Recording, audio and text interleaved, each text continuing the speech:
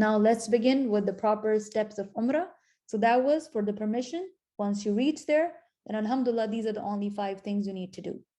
Reach there where? Reach Meeqaat, not Haram yet. So Meeqaat is the starting point for our Umrah. That's where we make our intention. And these are the 5 main things we do in order to perform our Umrah. First is Meeqaat.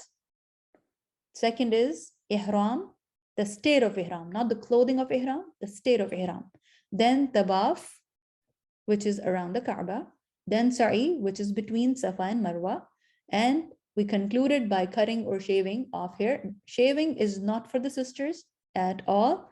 Cutting is for the sisters. Shaving is for brothers, but also brothers are allowed to cut as well. But shaving is more rewardable. Cool?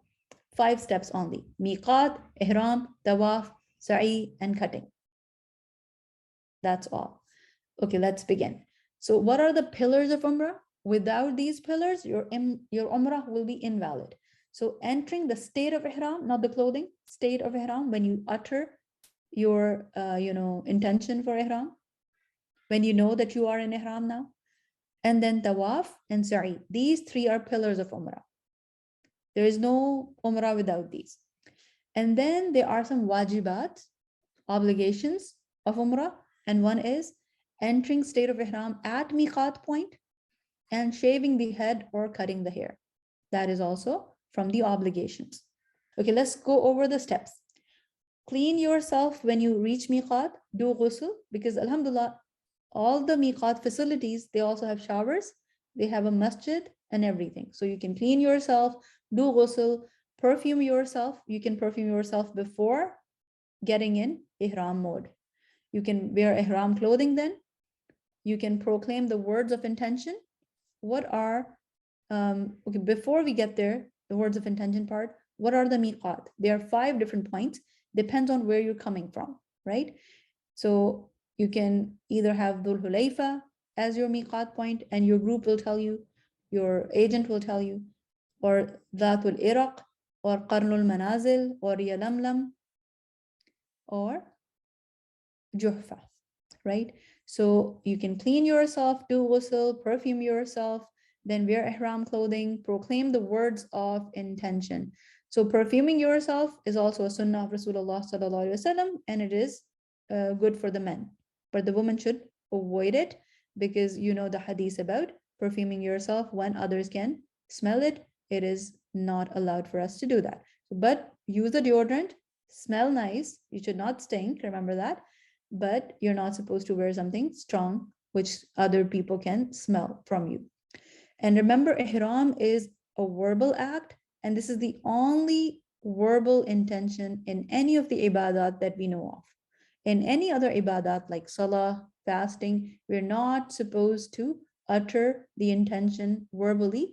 This is the only time when we utter the intention verbally, and that is when we are getting in the ihram mode. Not clothing, again, mode is different. So what are the masnoon words of intention? Allahumma labbaika umrah. Okay, say it one time. Of course, you're not saying it to get in the mode of ihram. Just say it so that it's easy on your tongue whenever you go, right? Allahumma labbaika umratan. Or Allahumma labbaika umrah if you are stopping there. And then you should say these words on your ride. So let's say you stopped at Meeqaat, you did your ghusl, you did whatever. There are no masnoon, you can say, acts besides this. There are no 2 rak'at associated with ihram. But people usually pray 2 rak'at in Meeqaat masajid. Why? Because those are tahiyatul masjid. Whenever you go to a masjid, you should pray 2 rak'at. So those are not ihram rak'at, those are only masjid rak'at. Remember that difference. So let's say you're done with your intention. So if you want to do the intention and you want to make it best, because that's a sunnah, then say it on your right. So once you're out of your masjid, you sit in your car or in your bus, then you can say it on the bus before it moves, because it has to be from Meeqaat. We should make the intention there. And say the words in the state of ihram. So once you're ready, everything is sorted. And then you start saying talbiyah after that. So your car is going, your bus is going, however you're traveling, your train is going, throughout your trip, you're going to keep on saying, Labbaik Allahumma labbaik, labbaik la sharika laka labbaik, inna alhamda wa ni'mata laka wal mulk, la sharika lak. And there are other versions as well, like labbaika, sorry, labbaika ilaha al-haq, and also labbaika labbaika wa sa'adaik, wal khayru biyadaik, labbaika wal raghba'u ilayka wal amal. These were the words of Ibn Umar radiyallahu anhu, right? So you know the translations, I don't need to translate them, right? So you know what labbaik means? Labbaik means I am at your service. I am at your service. Beautiful, right? Labbaik, I am at your service. Allahumma, oh Allah, labbaik, I am at your service. So inshallah, just remember this much for now. When it comes to ihram, there are 9 prohibitions of ihram, the things which you cannot do. So after you moved from Meeqaat point, after you uttered the words of the intention, now you have to do what? Now, inshallah, now you have to avoid all of this. Don't cut hair, any hair, nothing from your body, all right? Not from your head, not from body, not also from your body. No trimming of nails. So you should do all of that before Meeqaat if you wanted to do that. Then men are not allowed to cover their hair. Women are supposed to cover their hair, all right? And there should be no perfume for the men and the women after they're in ihram mode, not even the deodorants. Well, there are some fragrant-free deodorants. You can use them, inshallah, no problem. No hunting allowed on the way.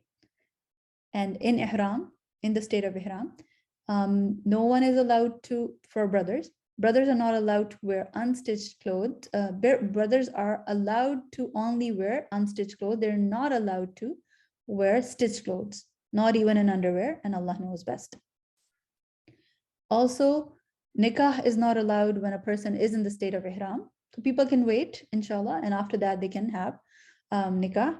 There should be no husband-wife relationship of any sort, right? So inshallah, that is something which is obvious. And if a husband-wife relationship happens, then even your hajj becomes invalid. So of course, umrah does also become invalid, and Allah knows best. What is okay in ihram? Any idea?